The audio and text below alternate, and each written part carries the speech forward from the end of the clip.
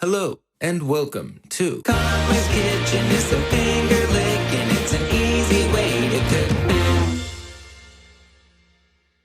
What is up, y'all? Welcome to Conway's Kitchen.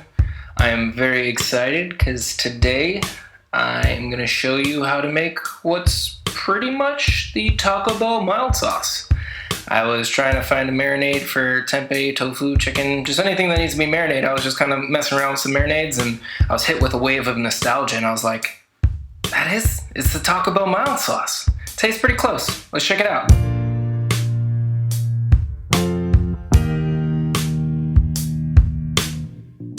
Start with some ketchup, soy sauce, and then a lot of vegetable broth, and this kind of acts as the base, and then you start to just season it from there with some garlic powder, a little bit of lime, salt, pepper, some chili powder, some cayenne pepper, ancho chili powder. You want to use a lot of that because it gives a lot of smokiness, and a lot of cumin as well. A little bit of olive oil, and just stir it together.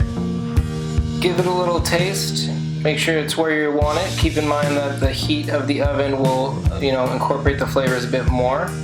Little slabs of butter on top, and right into the oven it goes.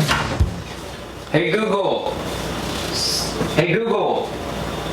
I turned it off.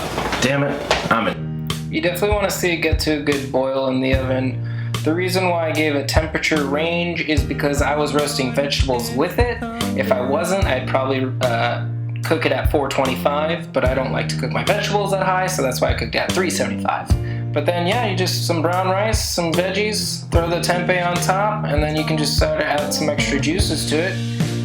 And there you go. It's shockingly easy. And you can save the extra juice for future dishes.